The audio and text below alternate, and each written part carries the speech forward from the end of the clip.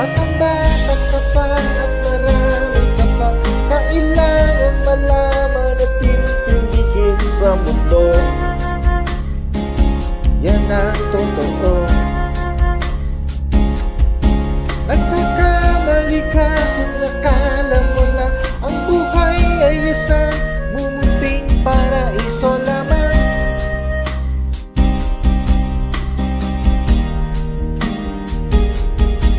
Batang bata ka lang at akala mo na alam mo na ang lahat ng kailangan mong malaman.